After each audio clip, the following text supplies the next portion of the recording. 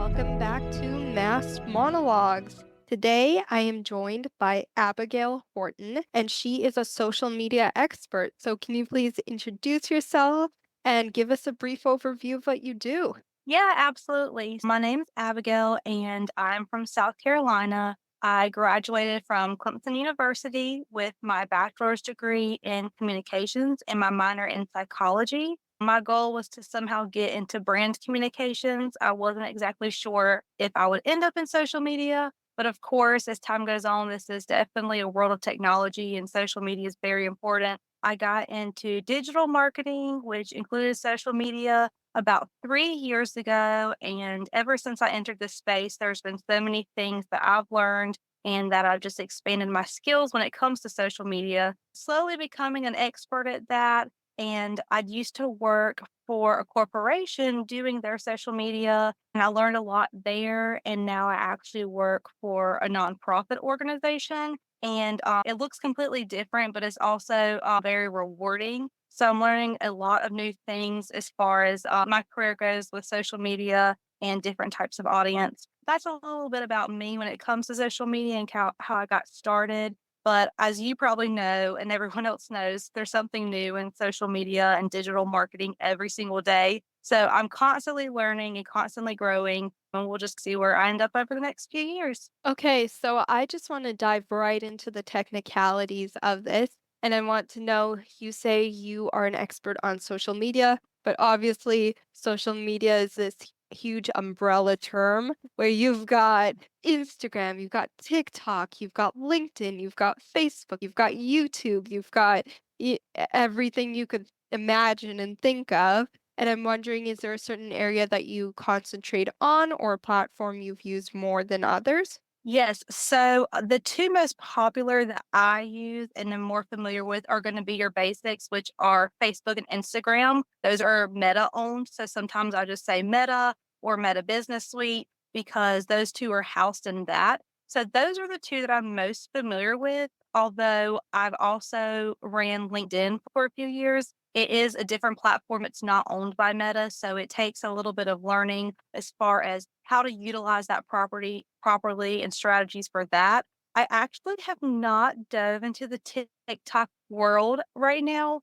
That one is a little more, I think, for influencers. It's great for brands in a way, but I wouldn't say I'm an expert with TikTok yet. I'm sure I'm going to have to eventually dive into that space. But right now, what I would say I'm heavily focused is going to be in Facebook and Instagram just because of target audience based on the brands that I've been working for. Okay, so I want to talk a bit about Instagram and Facebook. I think that's more prevalent to Instagram, but you will always hear that the algorithm changes every so often. And once you think you have it all sorted out and it's figured out, then the Instagram founders want to change it up a bit. And then all of a sudden, I'm Yes. not getting as many views.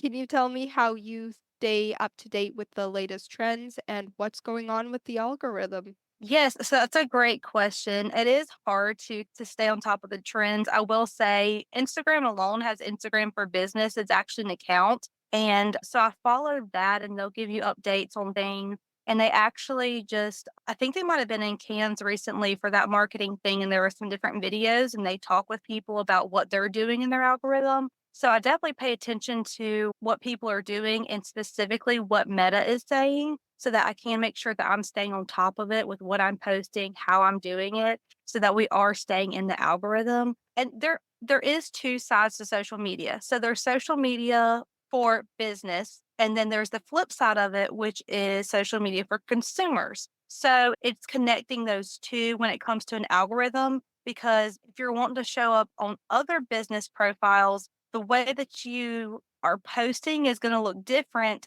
than if you were a consumer posting. So you have to connect those two of when is a consumer looking at things and then when is a business posting things. And those two things don't always line up. And so things might be out of the algorithm. So you really have to think about, okay, when are people stopping and when are they on their phones? Probably the time that I am, which was when I'm on lunch. When I'm on lunch, then technically as a social media person, I have to be working because that's when people are on their phones and I need to show up on their feed then. So it does take a lot of strategy when it comes to making sure you're showing up in people's algorithms. And it does, like you said, take a lot of trend analysis to see what's going on out there because it does get changed up often. I could honestly talk for hours about it, but one of the things as a consumer and as just like a member of the community, what you can do is on Instagram, you can tap the Instagram logo and you can go from your favorites to your following.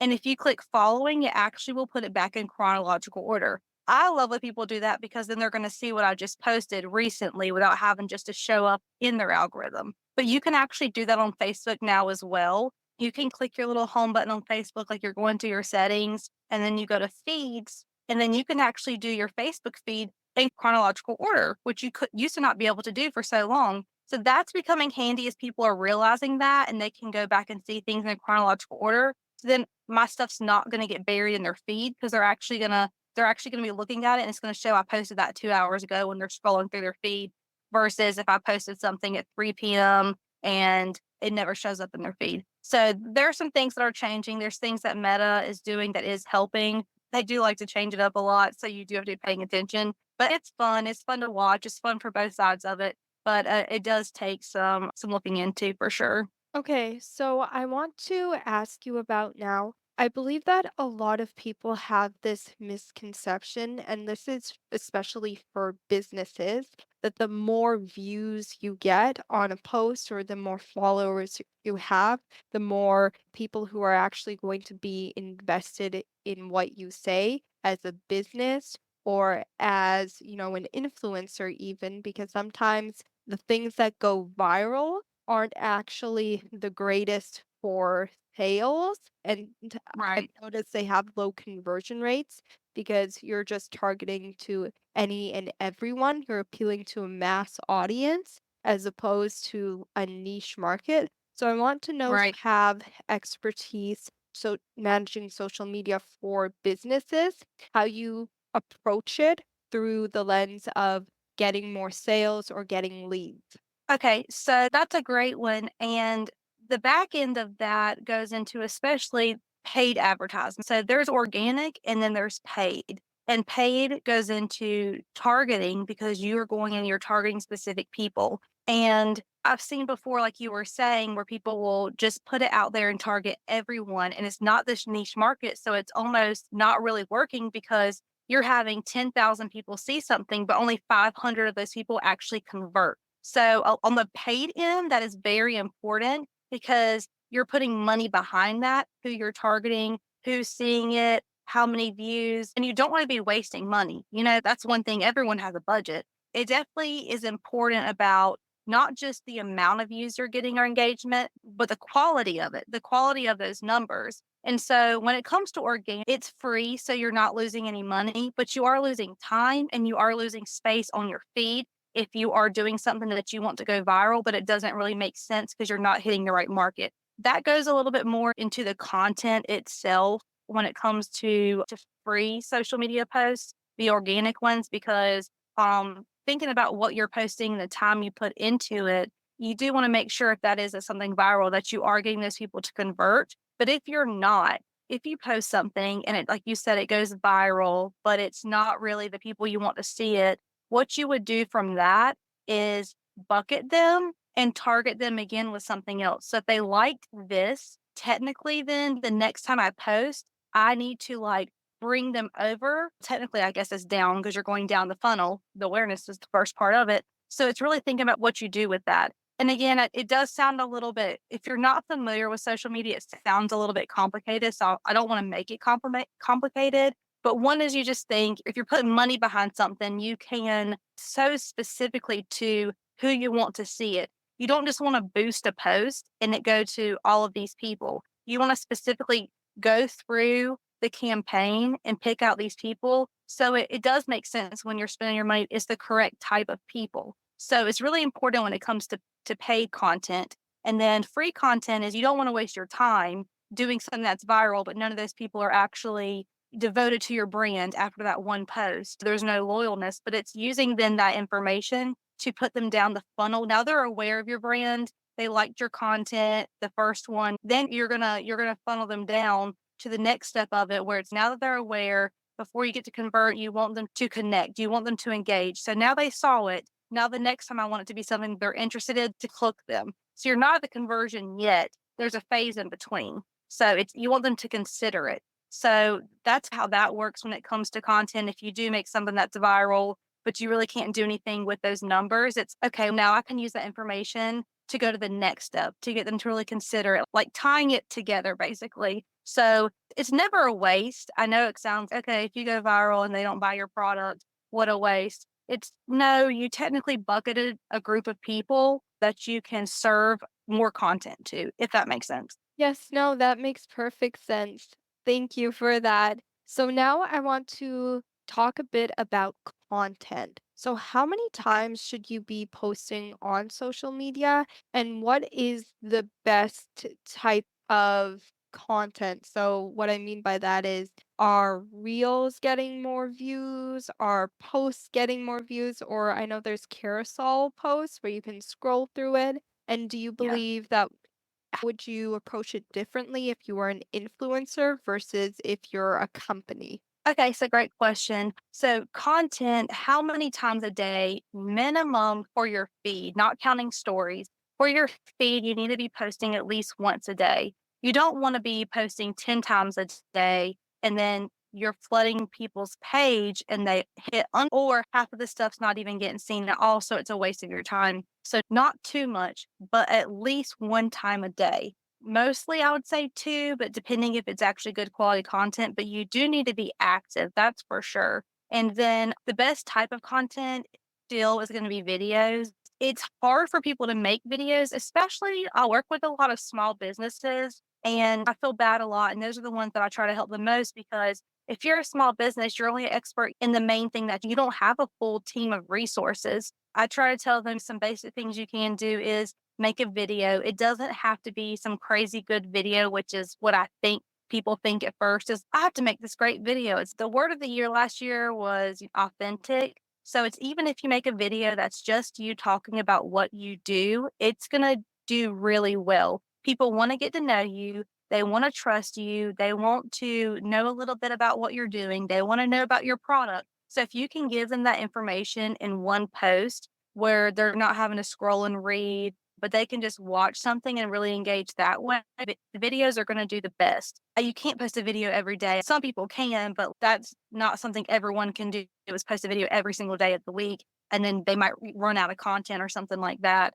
But videos are going to do best, and you do want to post at least one time a day because people do they do build their thoughts based on what they see on social media in today's generation, we're not even Googling. We're looking to see if you're legit on Instagram. Like we're seeing if you're on Facebook. And if someone goes to a Facebook page or on Instagram and they only see you post 3 times a year, it's, oh, maybe they're not as legit. And it does suck. I hate that for some people because they can't keep up with social media, but it's just true. Like, that's just we look at reviews, we look at what other people are saying. That's how the consumer works. So for a business, you definitely want to be active. You want people to know that you exist, that you're out there, and you want to serve it all to them in a video if you can. Okay, yes, thank you so much for that. I definitely believe that people view videos more than they do posts or they do even the carousels now. But that's Yeah. just, you have to invest more into creating a video than you do making a post or taking a photograph or writing some sort of quote. So that's definitely something to consider. I want to ask now, with social media, I asked this just before. It's if you're a small business versus if you're an influencer, how would you set up, maybe it's your profile photo, maybe it's your not story, your story highlights. How would you set hmm that? How would you go about creating your Instagram account, being an influencer versus being a small business?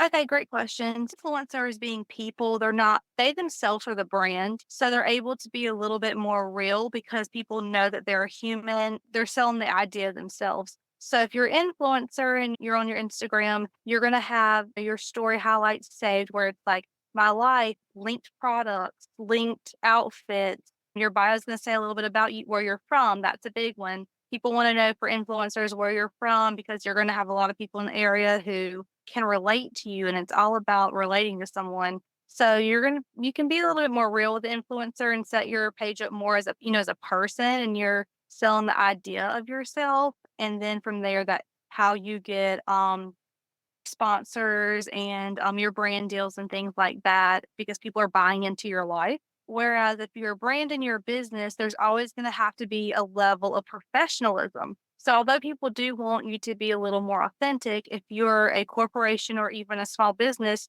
there's a level of seriousness to it because if people are trusting you with a product, they're trusting you with a service, you're going to want the base. If you're a business, you're going to want the basic details on your social media, especially in your bio, which is going to be your contact information and your hours.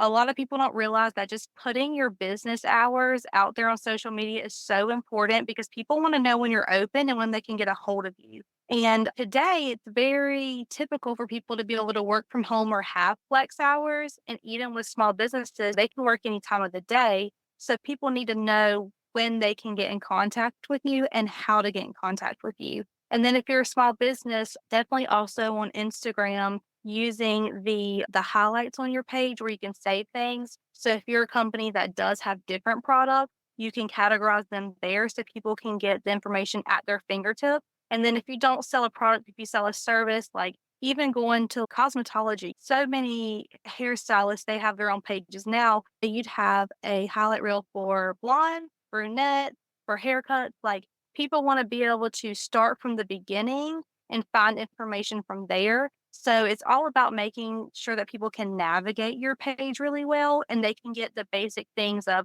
who you are, how do I get in touch with you, and what time can I get in touch with you. Okay. And now I'd like to ask, on social media, have you found that there's any type of reels that have been more attention grabbing, or what elements go into creating an attention grabbing piece of content? That's something I've actually been really looking into because it does change and it changes person by person. There's not like one size fits all. So there's just got to be a few things out there. One would be that I heard recently someone said that they'll list like three things in their reel about whatever it is, like three things I'm talking about today. And they'll go ahead and say the first one immediately and then talk about it, do a little bit intro. And then they won't go to the second point of whatever their reel was about till like a little bit later because as humans, like we want to close the loop. And they were saying, like, once we hear one, like we're waiting to see what two and three are. We're not just gonna listen to the first one, like we need that closure. So a really good thing with a reel is just putting the hook right at the beginning and using something to get someone's attention, whether it's like a if you're about this, if your reel is these is three reasons why you should hire me to do your social media marketing. One, I'm going to make your page look great. It's going to flow. That's really important these days. And then just say, thank you for coming to this podcast. Here are my other three tips. Like something that like is the beginning part of it. And then opening the circle and then dragging it out a little bit before you close the loop on the video really helps people stay. So they're not just watching the first part and then, getting bored, that they want to hear more. So that's a trend right now. I know that's going on that now people are just trying to put the hook in the first 3 seconds. From there, it really is just not dragging out the intro. People do want to know who you are, but they need something that's going to make them laugh or relate to very quickly. So if you're a business and you don't have 3 points in your reel that you're going over, or you're maybe like trying to sell a house, you're just coming fast and hard with a fun fact or did you know?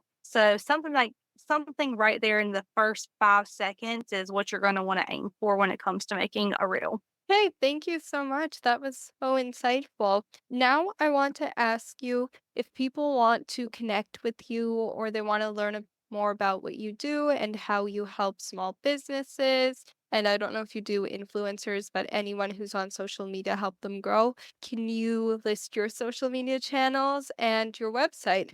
Yes, I am found on Instagram is Abby Horton times two, so the little X then two. That's going to be the best place. I currently am working on making my own website right now since I do have a day job and I do it for a nonprofit. That's mostly what I focus on. It's just being a resource through them. But I'm going to end up making my own website soon. So I don't have one to list yet, but when I do, I'll put it on my Instagram And a funny story about my Instagram, especially it's so funny because I'm in social media, is that I lost my Instagram last year. I had it for maybe almost 12 years and I broke a rule on accident and Instagram totally took it down and I had every highlight saved. I had the best reels, everything. And so it made me want to cry.